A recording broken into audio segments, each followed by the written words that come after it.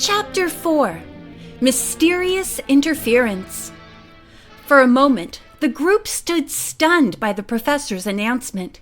Then everyone tried to talk at once. No rooms! How are we going to brush our teeth?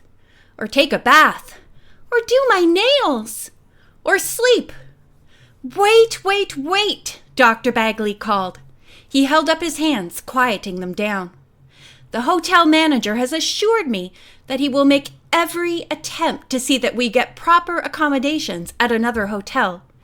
He understands that we're the victims of practical jokers. Now, if we will keep our heads, we can muddle through. So let's go back inside and splash some water on our faces in the lobby restrooms and freshen up a bit. We'll be able to have a lovely dinner while the hotel stores our baggage and makes other arrangements. Excuse me, Herr Professor.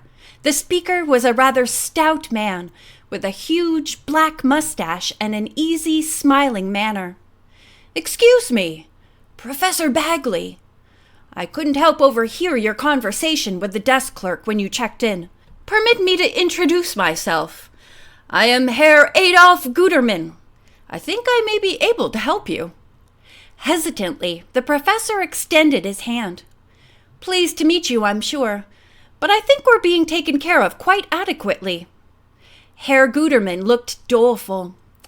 Oh, Professor, excuse me, but I don't think that's true. Of course, the hotel will try, but this is the height of the tourist season. Every hotel is booked to overflowing.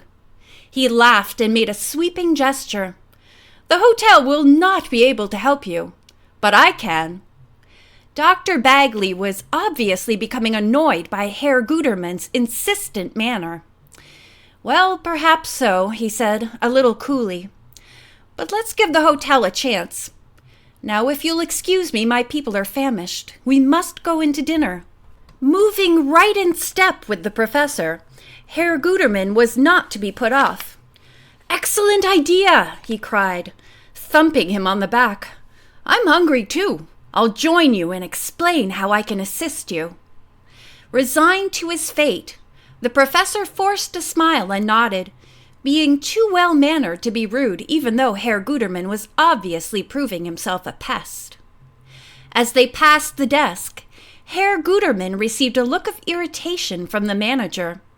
The fat man returned it with a wide smile and said, in a booming voice, Yes, it's a shame that we have hotels in Salzburg that fail to honor their reservations, but there are always a few rotten apples in every barrel.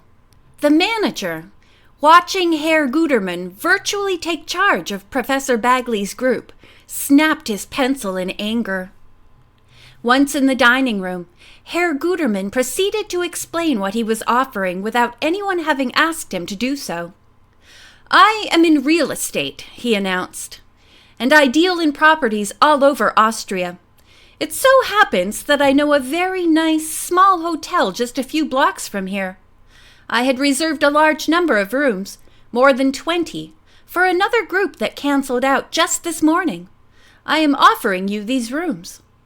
The offer was tempting, but the professor, completely put off by the loud, aggressive manner of the real estate man, refused to commit himself.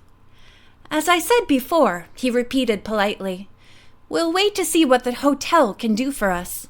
Suit yourself, Herr Professor, suit yourself, boomed the realtor, again slapping the professor on the back.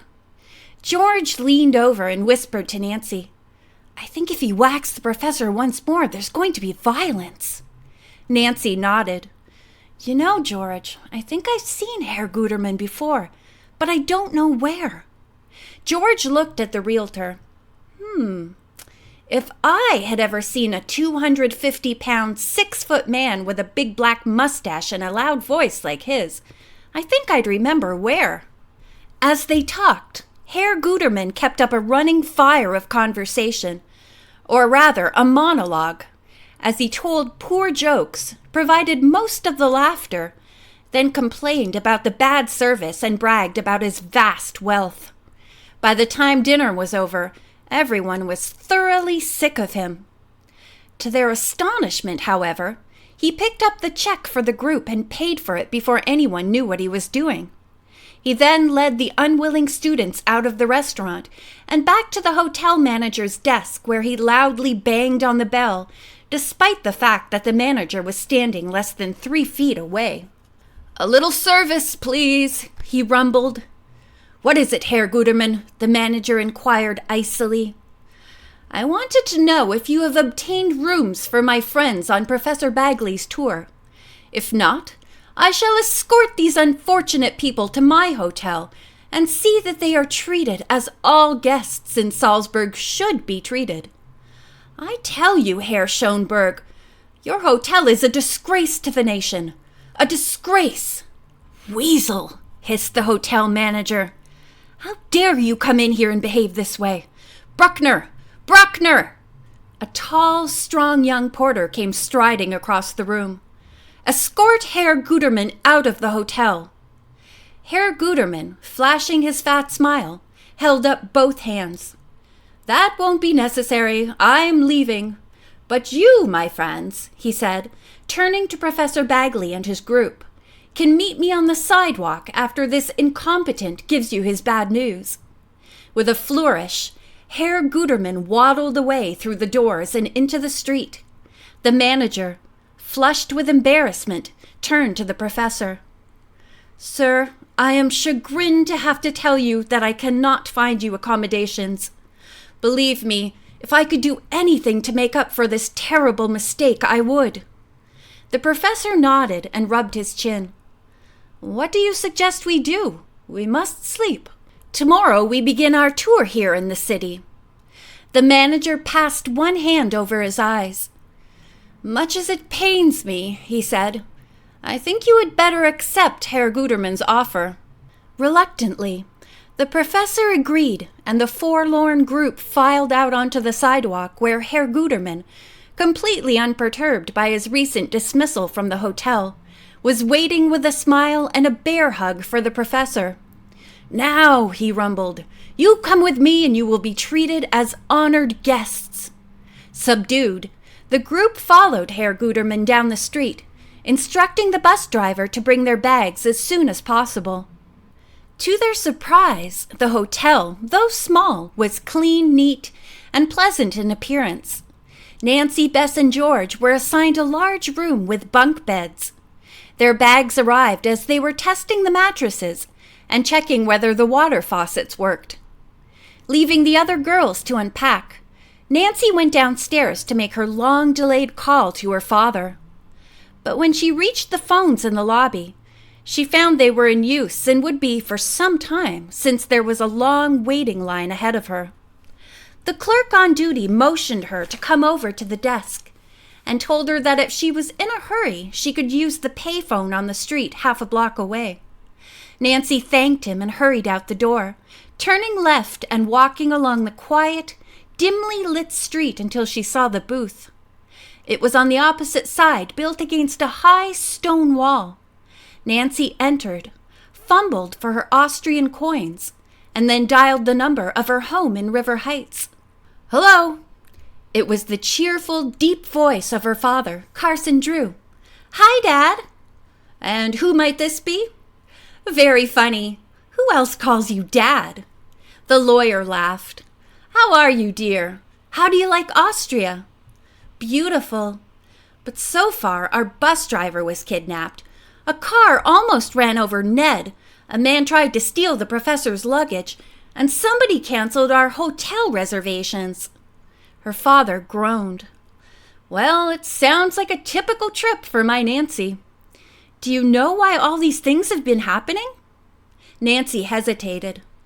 Dr. Bagley had sworn her to secrecy about the orphans, and she couldn't violate her promise. "Well," she said, "let's say I'm working on it, Dad. But tell me about Vienna and the stolen film. It sounds fascinating." Carson Drew proceeded to outline the case. Kurt Kessler, a noted film director from an Eastern European country, had defected to America more than a year before. He had managed to smuggle out several valuable reels of film, which he had since edited into a documentary condemning the oppression of human rights in his native land. The film was entered in a very important film festival to be held in Vienna during the coming week. "This morning," Carson Drew said, "Kessler received a call from the festival authorities. His film has been stolen. Unless he can recover it by Wednesday morning, the world will not see or hear his story." "But why can't he get another print made from the negative and rush that to Vienna?" the girl detective asked. "He thought of that, of course," her father said. "Unfortunately, somebody on the other side thought of it too. Kessler made the mistake of leaving his negative at a laboratory for printing. He should have stayed with it to protect it. But he didn't, and an hour later the laboratory burned to the ground. The negative was destroyed. The stolen film, if it still exists, is the only copy of Kurt Kessler's Captive Witness." Nancy whistled. "But if the government enemies stole it," she said, "don't you think they destroyed it right away? Or at least took it out of Austria? After all, the fire in the lab was probably a case of arson." "Right," Mr. Drew said.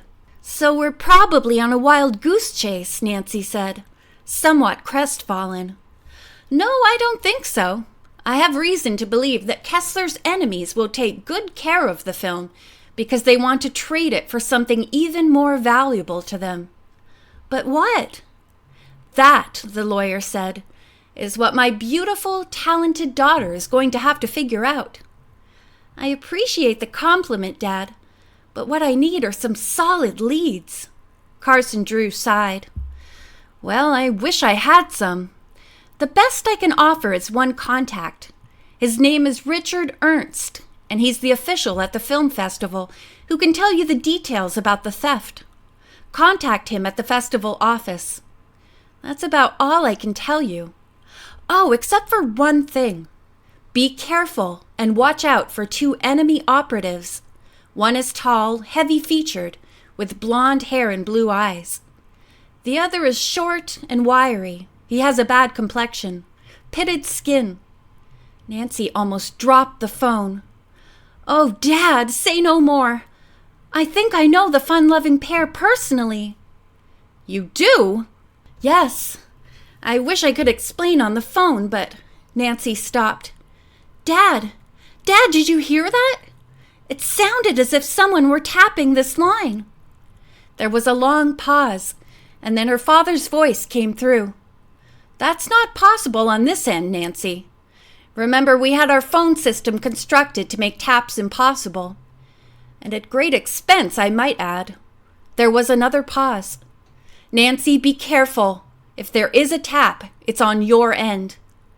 A chill ran up the girl's spine. She wondered how it could have been done so quickly. No one knew she was calling from a public phone booth. Then she remembered how the hotel clerk had specifically beckoned her to the desk and told her about the payphone. It had been a setup. "Dad," she said. "Dad?" There was no answer. She jiggled the hook. "Dad, can you hear me? Dad?" After a few seconds, she gave up and tried to dial again, but the line was completely dead now. As she hung up, something banged and scraped violently across the top of the phone booth and the light went out. Suddenly, Nancy found herself alone on the almost completely darkened street as the figure of a tall man moved slowly, purposefully toward her. End of chapter 4.